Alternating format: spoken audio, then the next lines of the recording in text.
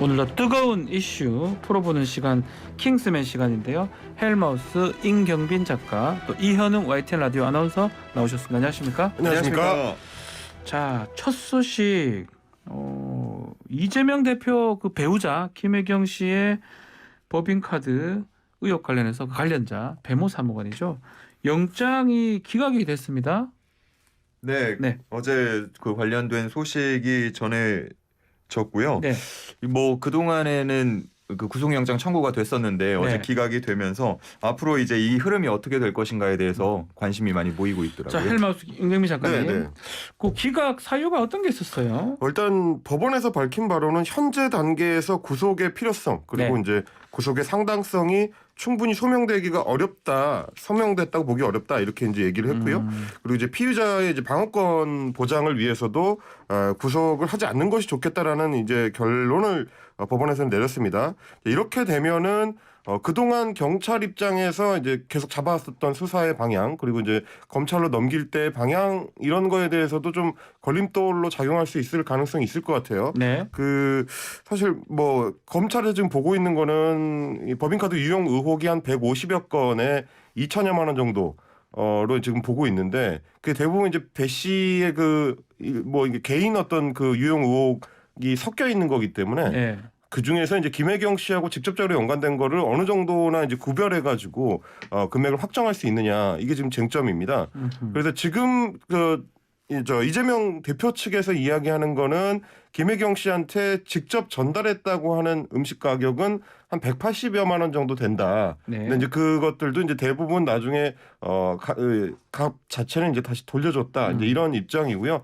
그러다 보니까 이제 민주당의 이제 이재명 대표 측에서 얘기하는 거는 확인이 된 식당에서의 밥값, 그 민주당 측 인사들하고 3명하고 이제 함께 식사를 했었던 선거 운동 기간 동안에 있었던 그 식당 밥값 78,000원. 그 정도만 지금 이제 소명이 된 상황이다라는 게 이제 이재명 대표 측의 주장인데 과연 이거를 이제 검찰이 어느 정도나 입증해낼 수 있을 것이냐. 이 선거법상으로 보면은 지금 한 일주일 조금 넘는 기간 정도밖에 남아 있지 않기 때문에 공소시효가요.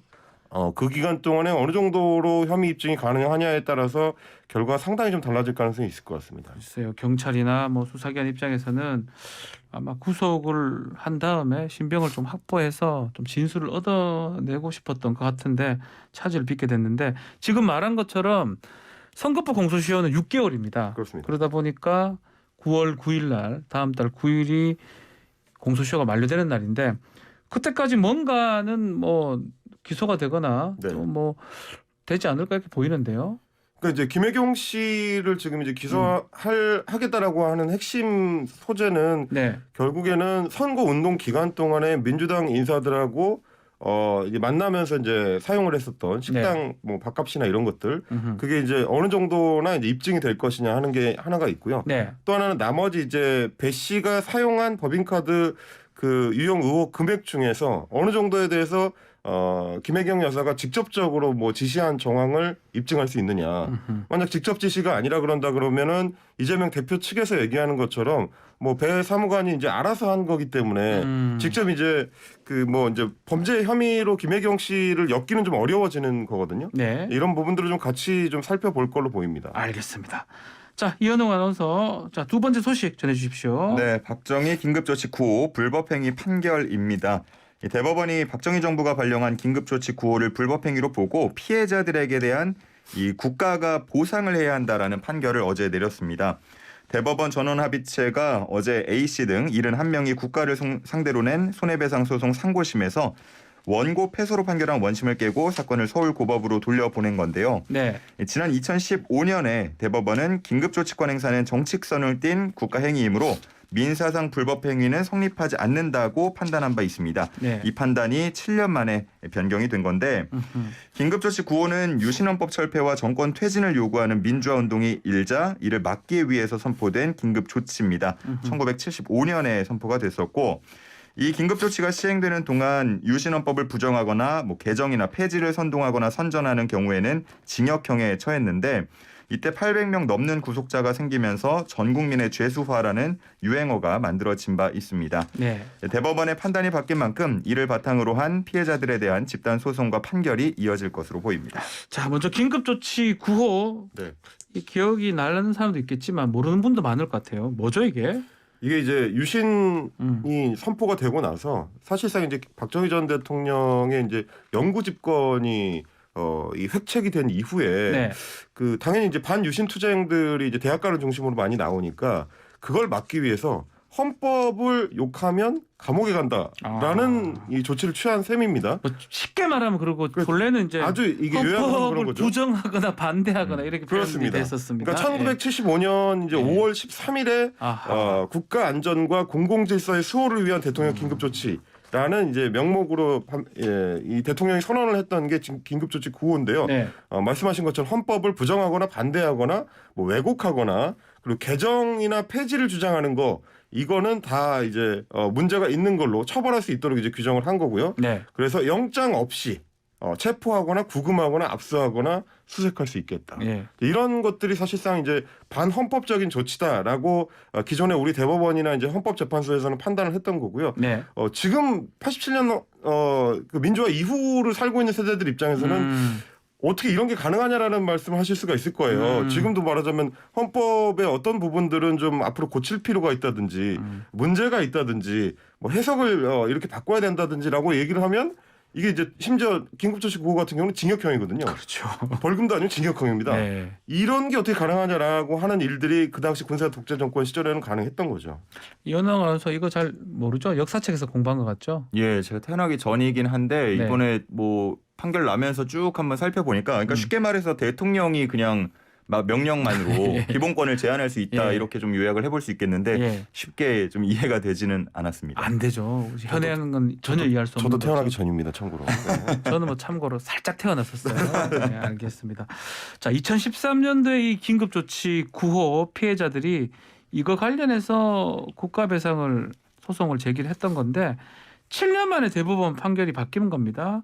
1심, 2심과 달리 이 상고심 대법원에서 판결 바뀐 배경이 어떤 게 있을까요? 뭐 일단 이제 2015년에 양승태 대법원에서는 이제 국가배상 판결은 없다라고 네. 이제 판단을 한 겁니다. 그러니까 이제 위헌적인 조치이긴 한데 그거에 따라서 피해자들이 민사소송을 국가한테 제기할 수는 없다라는 판단이었어요. 네. 그러니까 이거는 대통령이 뭔가 권력 행사를 한 거기 때문에 국민 전체에 해당하는 위헌적 조치일 수는 있는데 국민 개개인이 피해 본 거를 민사상으로 국가한테 물어달라고 하는 거는 무리다라는 좀 이상한 이 판결을 했던 건데 위헌이긴 하지만 배상 책임은 없다. 이제 이런 거니까요. 네, 말이 안 근데 맞죠. 뭐 이런 부분들이 이제 뒤집힐 수 있었던 것도 그동안에 사실 진행됐었던 소위 말하는 사법농단 사태에 대한 수사가 있었습니다. 네. 그 당시 이제 양승태 사법부가 상고법원을 도입해달라는 일종의 이제 민원, 대법원의 민원을 박근혜 당시 대통령 측하고 그 일종의 이 협상 과정에서 이런 이 긴급조치 9호에 대한 이제 배상 판결이라든지 그렇죠. 혹은 뭐 이제 위안부 피해자들이나 이제 일제 강제징용 피해자들에 대한 재판 이런 것들을 일종의 거래 조건으로 내세웠다는 정황들이 그 사이에 발견이 된 거고요. 이제 그러다 보니까 아무래도 위헌적인 거를 이제 무리하게 대법원에서 그때 이제 방향을 바꿨다라는 비판들이 있어 왔습니다. 그래서 이번에 이제 새로 대법원에서는 전원합의체를 소집을 해가지고 그렇죠. 조금 더 권위 있는 방식으로 이 판례를 이제 바꿔놓은 그런 셈이라고 볼 수 있을 것 같습니다. 어쩌면 뭐 맞는 게 이게 뭐 법 체계상으로는 맞는 건데 약간 늦게 그래 됐었고 실제로 2016년에 지방법원 특히 강주법원이었나요? 지방법원에서는 판례와 다르게 그냥 인정했던 적도 있어요. 또 그 인정했다가 징계를 또 검토당했던 상황도 있기도 하고요. 뭐 그런데 하여튼 이번에 이제 판결문 통해서 정리가 좀 된 상황이 아닌가 생각이 듭니다. 자, 다음 소식 뭔가요? 네, 세 번째 소식은 네. 김건희 여사 봉사활동 사진의 진실은입니다. 네. 김건희 여사의 수해복구 봉사활동 때 모습이라면서 김 여사 팬카페에 올라온 사진이 최근에 논란이 되고 있는데요. 검은 모자와 주황색 조끼를 입은 사람이 김 여사다 이렇게 주장하는 사진이었습니다. 그런데 논란이 됐던 이유는 그 사진 속의 인물 모습을 보면 좀 덩치가 큰 남성으로 보였기 때문인데 결국 이후에 논란이 되자 해당 사진 속 인물은 소방 공무원이다라고 확인이 돼서 예. 더 큰 논란이 빚어졌습니다. 이 사진은 지난 17일 집중호우로 피해가 발생한 충남 부여군의 이 지원 활동을 나선 소방 공무원의 모습이 촬영된 것으로 알려졌고요. 소방청에서 제공해서 이미 언론에 다수 보도된 사진 중에 하나였습니다. 논란이 커지면서 팬카페에서는 이 사진을 내렸는데 팬카페 관리자는 해당 사진을 대통령실 등에서 받은 것은 아니라면서 불필요한 오해가 생길 것을 우려해서 게시물을 내렸다라고 했습니다. 이 논란의 사진 보셨습니까? 동그라미 쳐져 있던 네, 사진인데요. 빨간색 동그라미가 쳐져 예, 있고 김 여사님 이렇게. 김 여사님 이렇게 예. 붙어 있더라고요. 제가 봤던 거는 또 여러 장으로 돼 있던데. 아마 이제 뭐 그때 소방청에서 촬영한 사진 여러 각도가 있어가지고 예, 동그라미 다 쳐져 있더라고요. 그 사진들인 것 같아요. 근데 뭐 지금 이현웅 아나운서가 정리해주신 것처럼 누가 봐도 여성의 이제 모습은 아닌 걸로 보이는데 덩치가 좀 있다고 해야 되겠죠. 김 여사 모습은 아닌 것 같기도 그렇죠. 이제 하던데요. 뭐 이렇게 뒷모습에 약간 이제 허리를 숙이고 뭐 이제 죽고 있는 장면이다 보니까 누군지 정확하게 얼굴이 보이는 사진은 아니라서 아마 이제 뭐 그 사진을 올린 사람은 뭐 오해를 했을 수도 있고요. 혹은 뭐 김건희 여사 이제 팬카페 회원이니까 네. 봉사활동을 했다고 하는데 사진이 따로 공개되지는 않으니까 뭐 본인 입장에서는 뭐 이것저것 찾아보다가 이제 그걸 이제 올렸을 수는 있습니다. 근데 문제는 이제 우리 언론들이 워낙에 김건희 여사 팬카페 그 건희사랑에 관심이 좀 높다 보니까 그런 출처를 알 수 없는 사진들이 올라와도 그냥 곧바로 또 보도를 해버리는 경우들이 종종 있어요. 그렇죠. 오해를 좀 이제 키우는 경우들이 생기는 건데 이 문제는 어쨌든 대통령실이든 혹은 뭐 김건희 여사 팬클럽 측이든 자꾸 이런 일이 이제 발생하면은 혼란만 좀 가중시킬 수가 있거든요.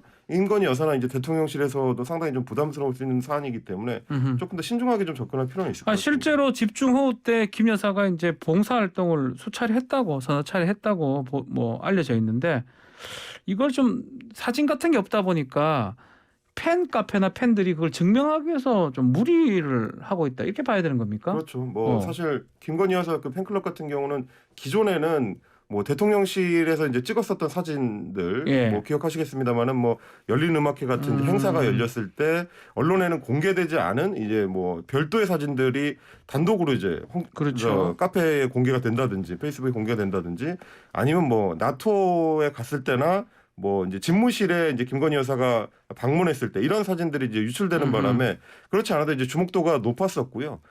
그때 이제 김건희 여사가 어떤 경우에는 사진을 직접 전달하기도 했다라고 팬카페 당시에 이제 회장이었던 이제 강신업 변호사가 인터뷰를 통해서 밝히기도 했었기 때문에 회원들 입장에서는 뭐 그런 부분이 좀 뭐 나름대로 답답했을 수는 있겠습니다. 보고 싶을 건데 실제로 사진 찍은 게 없습니까? 봉사활동 중에. 뭐 사진 찍은 거에 있을 것 같긴 해요. 근데 지금 공개를 못 하는 게 예.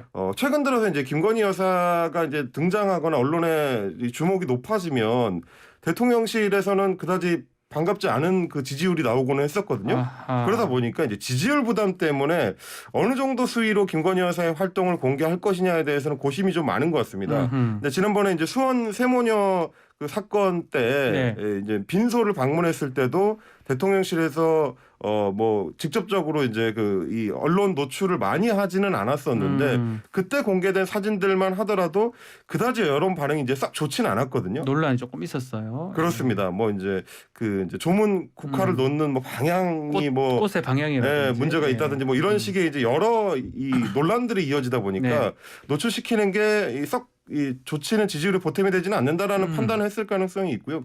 그래서 최근 들어서는 전반적으로 좀 노출도를 낮추는 그런 양상인 것 같습니다. 자, 김건희 여사 관련해서 또 해외 순방했을 때 착용했던 장신구가 재산 신고 내역에서 빠졌다 이런 주장이 제기됐네요. 그렇습니다. 지금 이제 뭐 어제 이제 국회 운영위원회에서 이 얘기가 나온 건데 이 장신구 같은 경우는 사실은 나토 순방 당시에 사진이 공개됐을 때부터 이제 크게 화제가 됐었습니다. 네. 워낙에 고가의 이제 장신구들이 뭐 액수로 따지면 수천만 원에 상당하는 그 장신구들이었다 보니까 그 당시에도 이제 화제가 많이 됐었는데 국회에서 공식적으로 문제 제기가 된 거는 얼마 전에 이제 대통령을 비롯해서 이제 고위공직자 재산 공개가 이루어졌을 때 이 정도 액수의 고가 액세서리 같은 경우는 이제 재산에 포함시켜서 신고를 해야 되는데 왜 대통령이 이제 대통령 부부가 신고한 재산 목록에는 빠져 있느냐라는 문제 제기가 민주당 쪽에서 나온 거예요. 그러다 보니까 출처가 어딘지를 대통령실 이제 비서관실에서 그러니까 비서실에서 좀 확인을 해야 되는 거 아니냐 이런 얘기가 있었고요. 그거에 대해서 이제 대통령실 측에서는 아마 이제 김 여사의 개인 지인한테서 빌렸을 것으로 이제 얘기되는 게 이제 2건. 나머지 한 건, 3건 중에서 이제 나머지 한 건은 액수 자체가 그렇게 이제 높지 않은 중소기업 제품이기 때문에 신고해야 될 대상은 아니었던 걸로 지금 파악이 된다라고 해명을 내놓은 상황입니다.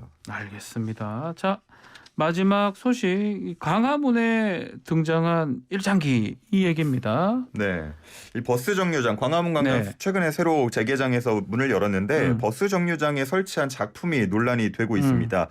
이 모습을 보면은 뭐 앞에 도시 모습도 보이고요, 뒤쪽에 무언가 풍경의 모습도 보이는데. 조선시대부터 일제강점기 2009년, 2022년에 걸친 광장의 변천 과정을 담았다라고 했습니다. 하지만 그에 대한 반응은 조금은 비판적이었는데 보면은 조선총독부 모습도 있고요. 그 뒤쪽에 무언가 일본 국기를 형상한 것 같은 떠올리게 하는 해로 우길기를 보이기도 한데 우길기를 떠올리게 하는 네. 그런 모습들도 있고요. 그러다 보니까 논란이 크게 일었고 결국은 어제 바로 그림을 내렸습니다. 보셨습니까? 임경민 작가. 네, 저도 봤거든. 저는 온라인 커뮤니티에 돌아다니는 거 봤습니다. 저는 뭐 이해를 하기 전에 네. 저는 그냥 막연하게 딱 느껴지더라고요. 나 2개가 딱 눈에 띄더라고요. 뭐 일장기 그 해 아주 크게 이제 그거랑 그려져 있죠. 예. 조선총독부. 네. 뭐 그게 나중에 해방 후에는 뭐 다른 거 되긴 했지만 그래도 우리 인식은 조선총독부였기 때문에. 그 총독부 건물 사진 같은 경우는 이제 콜라주 방식으로 네. 되게 되는데 여러 사진을 이어 붙인 방식으로 작품을 만들었는데 색깔이 좀 튀는 색으로 이제 돼 있어요. 거기만 색깔이 좀 푸르스름한 색깔을 넣어서 네. 눈에 딱 띄어요. 네. 사실은. 그러니까 어떻게 보면 이제 작가 입장에서는 오히려 이제 그 포인트를 강조하고 싶었던 게 좀 작품을 통해서 보이는 측면이 있었죠. 네. 그 부분을 보면서 또 새가 저도 몰랐는데 그 새가 또 일본을 또 상징하는 그렇습니다. 거라면서요. 네. 새도 근데 그렇고. 예. 그러다 보니까 워낙 또 온라인 커뮤니티에서 그 논란이 많이 됐고요. 서울시에 이제 항의가 많이 들어갔더라고요. 그래서 뭐 언론사들에서도 어떻게 된 일인지 이제 서울시 측에 이제 확인을 해봤는데 실제로는 지금 광화문 광장에 설치되어 있는 작품이 그게 이제 단독 작품이 아니고 네.